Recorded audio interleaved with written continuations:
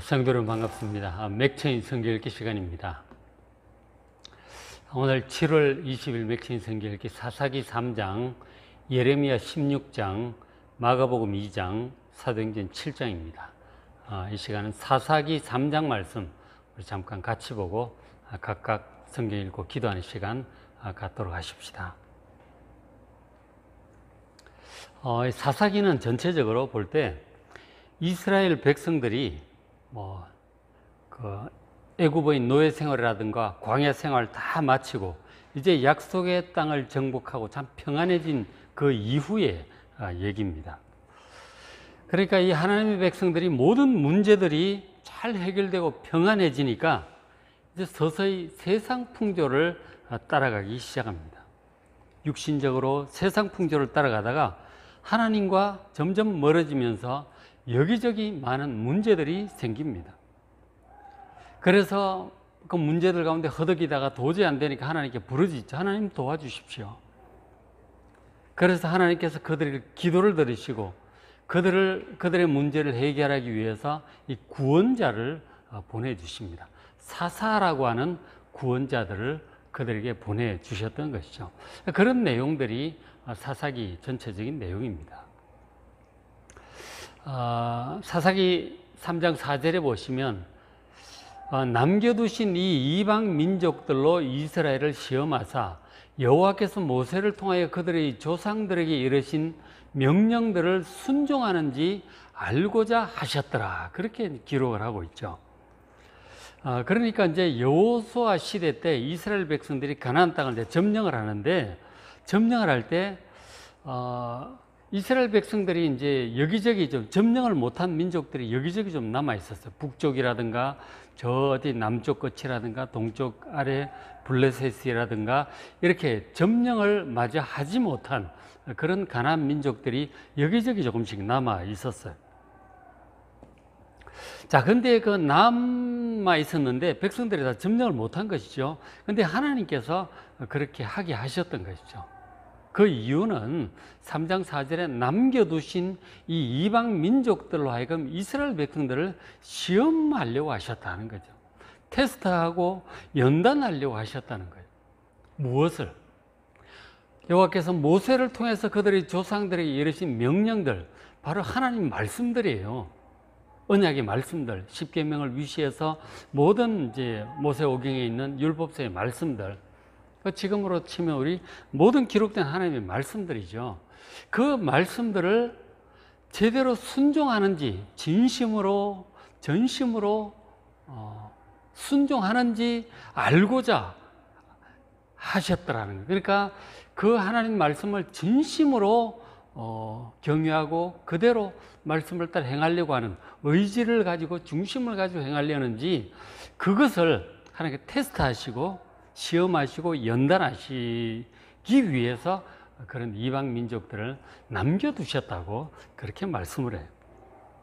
그러니까 하나님의 백성들이 정말 자발적으로 진심으로 하나님께 순종하고자 하는지 또 할 수 있도록 훈련시키고 연단시키려는 그런 뜻으로 남겨두셨던 것이죠. 자, 그런데 정말 아니나 다를까 이스라엘 백성들이 이제 그 믿음 좋은 여호수아 세대가 죽고 그 자녀들이 이렇게 자라나면서 보니까 이제 믿음 좋은 어르신들이 없어지니까 이 자녀 세대가 점점 육신적인 목소리를 더 많이 듣게 되는 거죠. 물론 부모에게 배워서 하나님께 예배라든가 조상들 때 자기들을 구원해 주셨던 하나님에 관해서 듣기도 하고 또 어려운 일이 있을 때 기도하면 도와주신다는 그런 얘기도 물론 다 들었죠. 다 들었지만 그러나 믿음이 부모 세대 같지는 않은 거죠. 직접 홍해바다를 겪고 광야를 겪고 요단강이 갈라지고 여리고성이 무너지고 이런 것을 겪은 부모 세대하고 차이가 나는 거예요. 하나님께 대한 믿음이 들어서 아는 믿음이지 진짜 자기 믿음이 아닌 거예요. 그러니까 이제 좀 희미한 거죠. 하나님께 경외심도 희미하고 의지하는 마음, 믿는 마음도 희미하고 하나님을 두려워하는 마음도 약하고 그런 거예요. 하나님 좋은 줄 잘 모르는 거죠. 그리고 다 뭐 평안하니까 뭐 굳이 하나님을 이제 굳이 잘 안 찾는 거예요. 예배는 형식적으로 흘러가고요. 그러면서 뭐 육신적인 관심을 따라, 호기심을 따라 주변의 이방 민족들을 왔다 갔다 하는 거죠. 이스라엘 여인들보다 이방 민족들이 더 매력이 있어 보이고 막 그러는 거죠. 그 사귀고 이방인들과 결혼도 하고, 결혼하다 보면 뭐 처가, 뭐 외삼촌 이러면서 왔다 갔다 하는 거 아니에요. 그래서 가서 보니까 이방 민족들이 섬기는 신도 다르고 풍습도 다르고 뭔가 좀 호기심스럽고 재미있어 보이는 거죠. 왔다 갔다 하면서 그들의 풍습을 못 맡고 결국 그들이 섬기는 신전에도 따라가고 예배도 드리고 뭐 그렇게 되는 거죠. 자, 근데 이제 사실은 이제 우리 지금 시대에도 보면은 우리가 이제 하나님을 섬기는 백성들이지만, 그러나 주변에 믿지 않는 그리스도인들이, 믿지 않는 불신자들이 많아요. 그들이 사는 모습을 늘 이렇게 보는 거죠. TV에서도 보고 늘 교제를 하는 거죠. 그렇기 때문에 그 하나님을 섬기지 않는 이 불신자들의 사고방식, 대화를 하니까 그렇게 생각하고 그렇게 행동하니까 그 얘기하다 보면 그렇게 이제 영향을 받는 거죠. 그러니까 그들이 사고방식이나 살아가는 모습을 보면서 우리 그리스도인들도 영향을 받고 또 그런 것들을 생각하고 추구하고 또 그렇게 이제 하게 되는 거죠. 근데 과연 그렇게 살아도 될까요? 우리 하나님의 백성들이 불신자들처럼. 그리고 그렇게 살면 그런 불신자들의 사고방식, 그들이 추구하는 것을 추구하면서 동일하게 뭐 돈 벌고 놀고 뭐 노후 준비하고 뭐 이런 쪽으로만 이렇게 간다고 하면 과연 어떻게 될까요?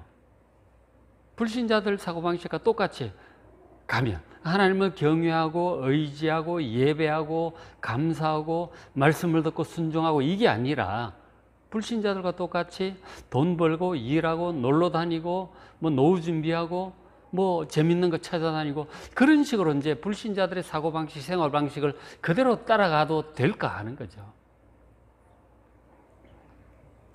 자, 그렇게 살아가면 어떻게 되는지를 우리가 물론 실험해 볼 수 있어요. 살아보는 거죠. 뭐 불신자들과 똑같은 것을 추구하고 똑같이 놀러 다니고 똑같이 그렇게 해보는 거죠.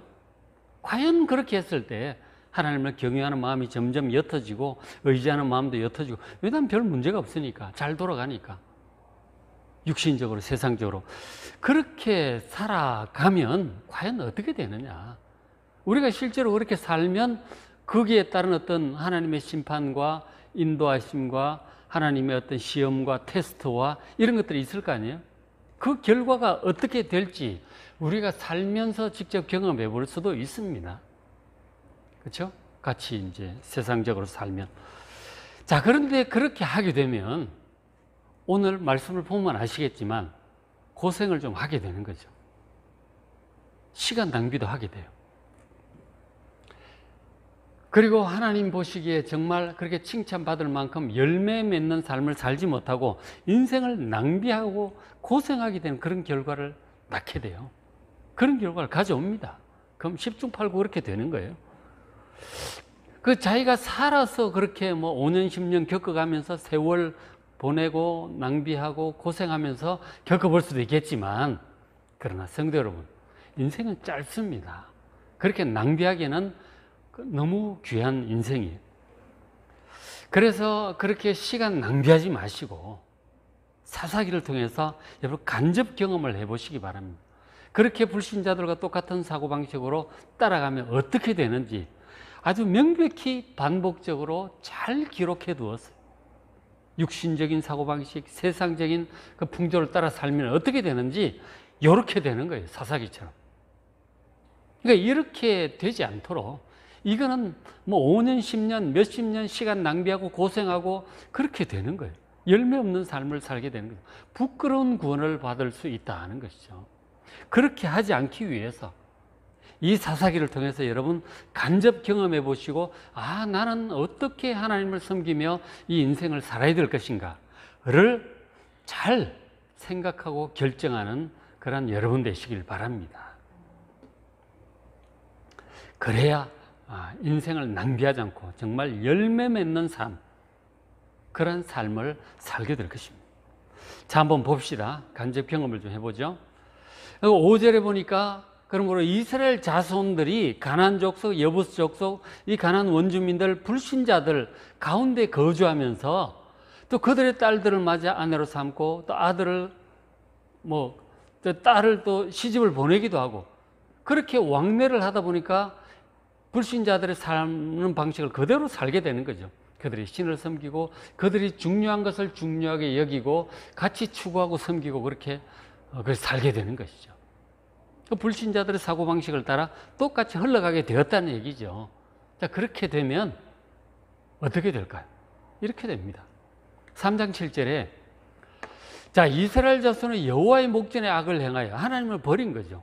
그 하나님 외에 다른 신을 섬기지 않겠다고 언약을 해놓고 불신자들과 똑같이 다른 것들을 더 하나님보다 더 의지하고 중요하게 여기고 더 좋아하고 추구하고 불신자들의 사고방식을 따라 살게 되는 것이죠. 목전에 악을 행하여 자기들 하나님 여호와를 잊어버리고 하나님을 잊어버리는 거죠. 예배를 드리긴 드리겠지만 형식만 남아있는 거예요. 진심이 별로 없는 거죠. 하나님을 두려워하는 마음도 별로 없고 의지하는 마음도 별로 없고 감사 찬양하는 마음도 이 형식만 남아있다. 하나님을 서서히 잊어버려 갑니다. 불신자 사고방식으로 살아가면. 그리고는 바알들과 아세라를 섬기는 바알들이라고 하는 것이 제가 종종 말씀드렸지만 풍요의 신입니다. 적절히 때맞춰 비를 내려주고 해서 풍년을 거두게 해주는 신이다. 풍년은 바로 많은 수입을 얻게 해주는 신인 거죠. 우리가 많은 수입을 얻을 수 있다면 이제 뭐든지 하겠다고 하는 그런 마음이 있잖아요. 물론 돈 버는 것 자체가 나쁜 게 아닌데 하나님보다 이제 그것이 돈 버는 게 더 중요해질 때 이건 문제가 되는 거죠.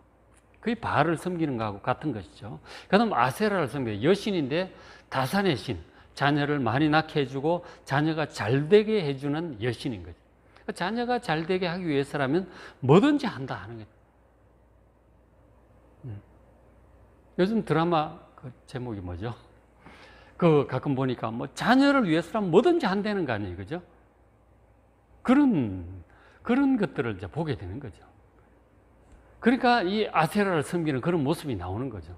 자녀가 우상이 되는 모습인지 그런 것과 비슷한 것이죠. 그 세상 풍조를 그대로 따라가는 거예요. 그렇게 이제 가니까 결국 어떻게 될까요? 8절처럼 되는 거죠. 여호와께서 이스라엘에게 진노하사 하나님께 진노하셨어요. 일단 하나님과 언약을 어겼죠. 다른 신을 두지 말라, 우상을 섬기지 말라, 그렇게 세상 풍조를 따르지 않도록 말씀을 하셨는데 하나님을 잊어버리고 세상 풍조를 따라가는 거죠. 진노하시는 것입니다. 언약을 어겼기 때문에 하나님께 진노하시고 징계를 하시는 거죠. 그래서 그들을 메소포타미아 왕 구산 리사다임의 손에 파셨으므로 저 북쪽에 있는 이방 왕들에게 파셨다. 그러니까 그 사람들이 내려와서 공격하고 이제 압제하는 거죠. 압제한다고 하는 것은 뭐 다 뺏어가는 거죠. 수확할 때 막 과일도 뺏어가고 곡식도 뺏어가고 조곡물을 바치게 하고 압제하는 거죠. 그래서 이스라엘 자손이 구산 리사다임을 8년 동안 섬깁니다. 정복당해가지고 압제당해 조공을 바치고 뭐 찍소리 못하고 이제 막 압제를 받는 거죠. 그러기를 8년을 그렇게 수탈을 당합니다. 다 뺏기고 막 잘 살았는데 그동안 그죠? 농사 짓고 자유롭게 뭐 잔소리하는 사람도 없고 얼마나 편안하게 풍요롭게 잘 지냈는데 하나님을 떠나면 세상 풍조를 따라서 하나님을 떠나가면 잊어버리고 떠나가면 저렇게 뭐 마음으로 떠나가면 그죠? 형식은 남아 있어도 마음이 멀어지면 실제로는 이제 뭐 예배드리는 형태는 갖추고 있겠지만 마음은 하나님을 경외하는 마음, 의지하는 마음, 감사 찬양하는 마음, 예배드리는 마음이 희미해져 가는 것이죠. 저렇게 되면 하나님 진노하시고 그리고 또 하나 저런 식으로 이제 하나님과 멀어지면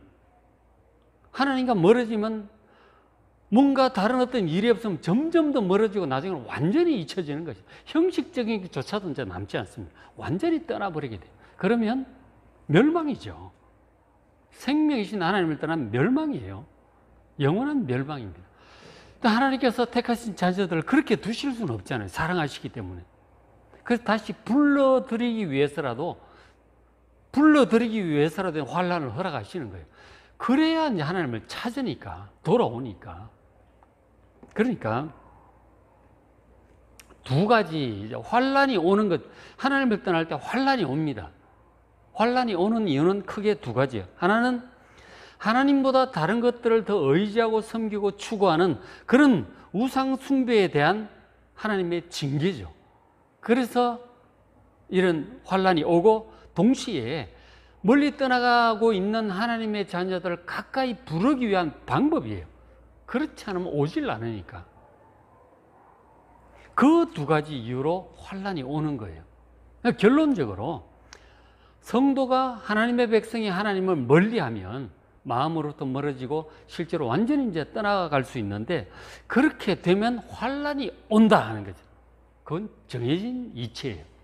사사기에서 수없이 반복되고 구약 내내 반복되는, 하나님께서 명백히 보여주신 정해진 100% 그렇게 되는 이치 것입니다.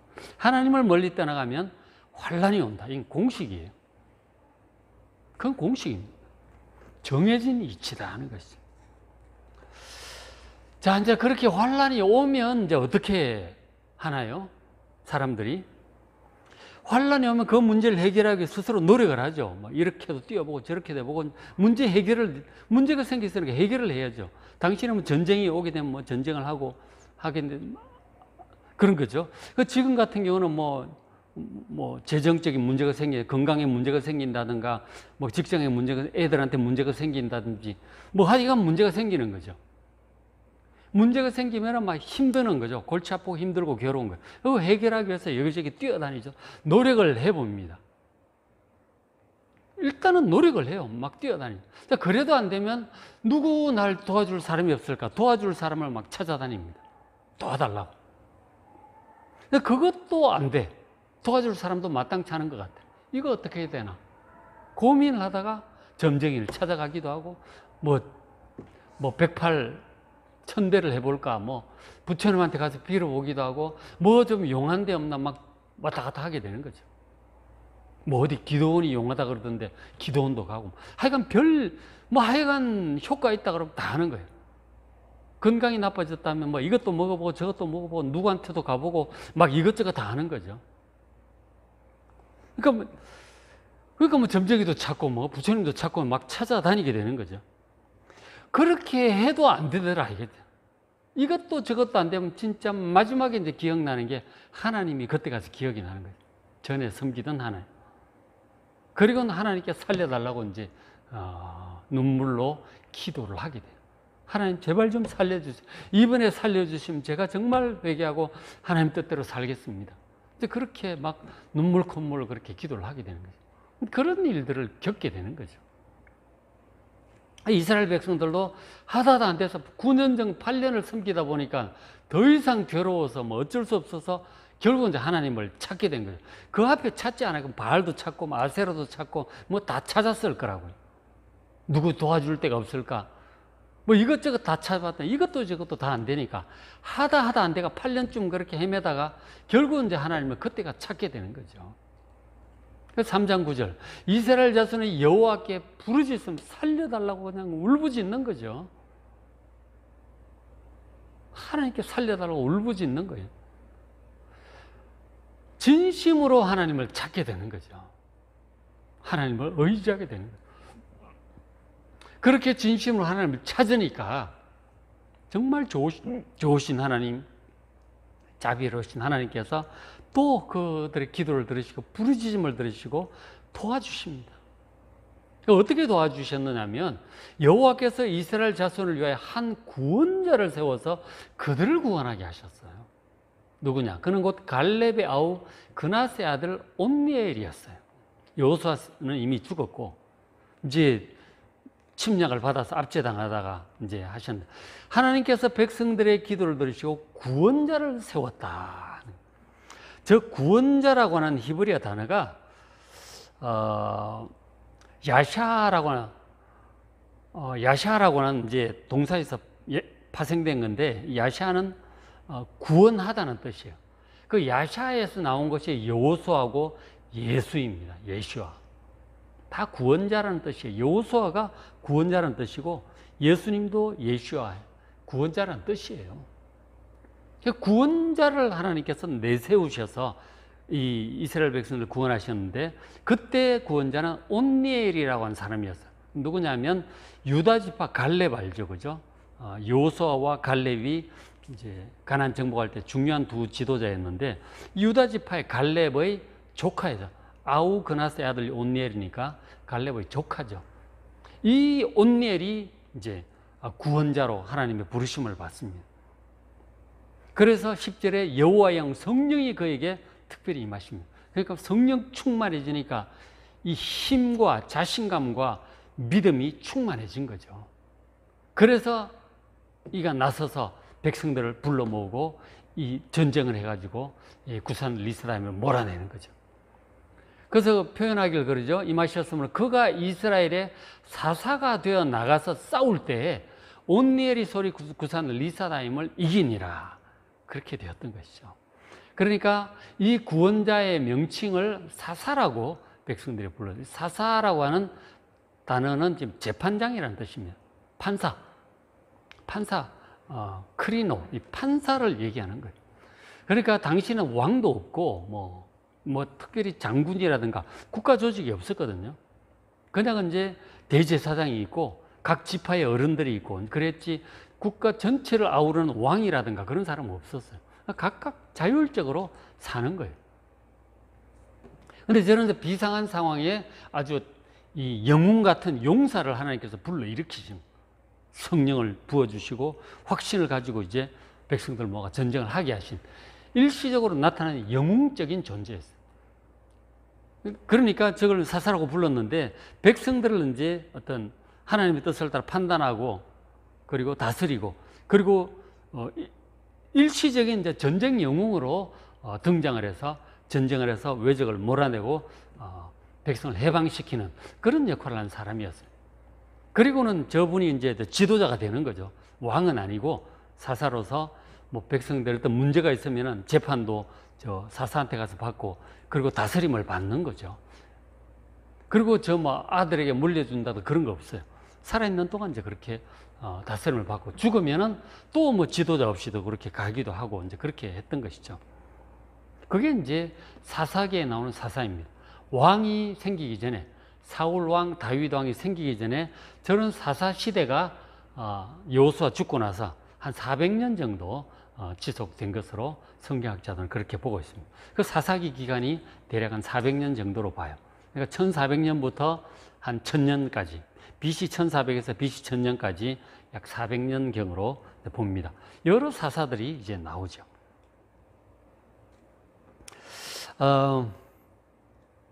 그래서 저기서 보니까 우리가 이제 하나님께로부터 멀어지면 하나님께서 환란을 보내시는 거죠. 그러면 백성들이 이것저것 하다 안 되면 이제 끝에 가서 하나님을 찾게 돼요.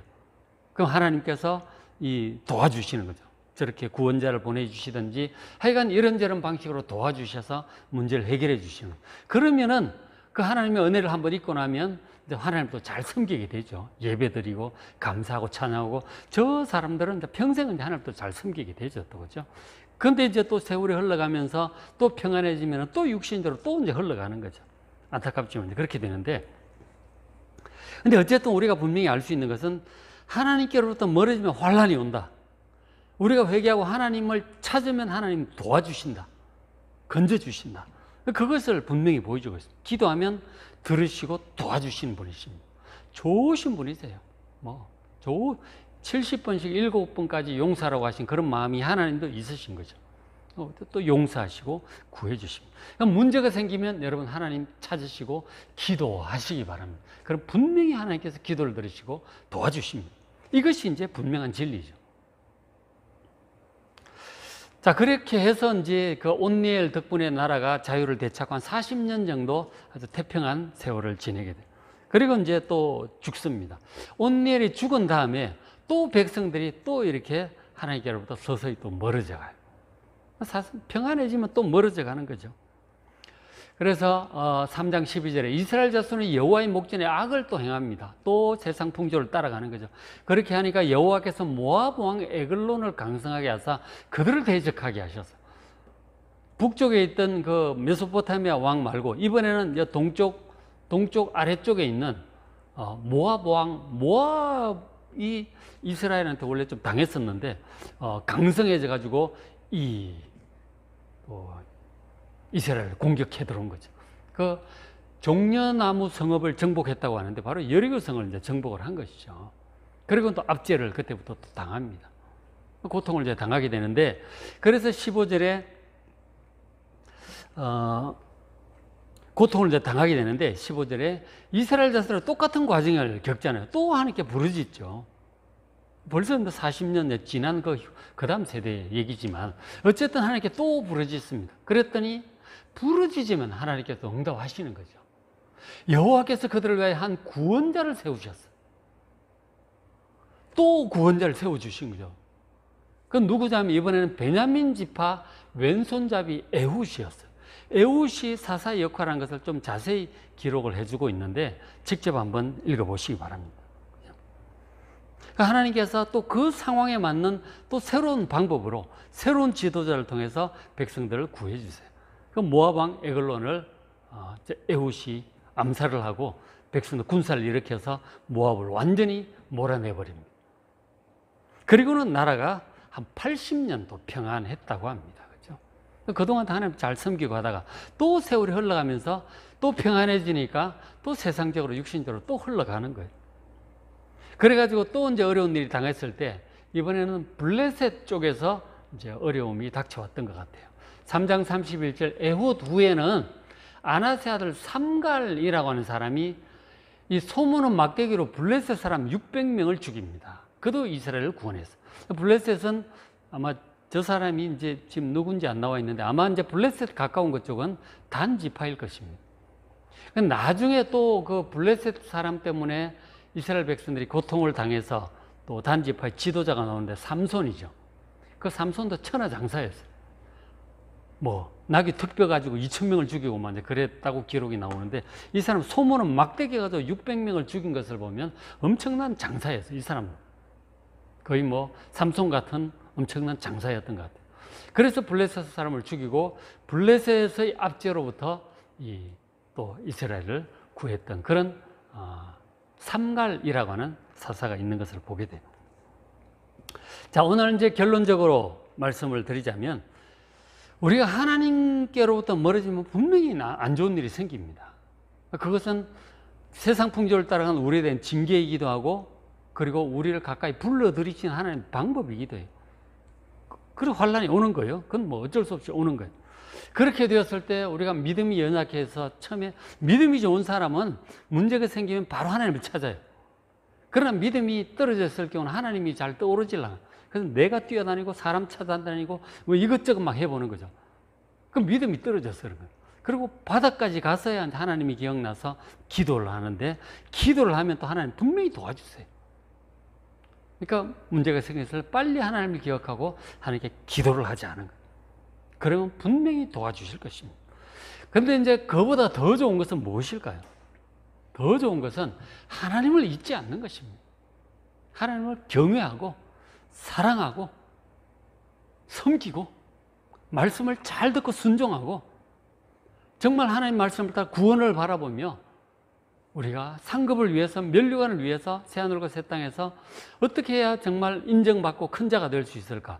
그런 어떤 인생의 목표를 가지고 살고 하나님을 경외하며 찬양하고 예배하고 섬기고 사명을 감당을 하는 이게 제일 좋은 거예요.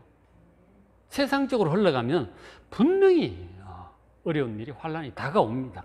이건 정해진 이치예요. 그러니까 정말 하나님을 잊지 않도록 형식적인 예배에 그치지 않고 진심으로 예배드리고 늘 말씀을 가까이 하고 개인 기도도 하시고 또 주신 사명을 잘 감당하는 여러분 되시길 바랍니다.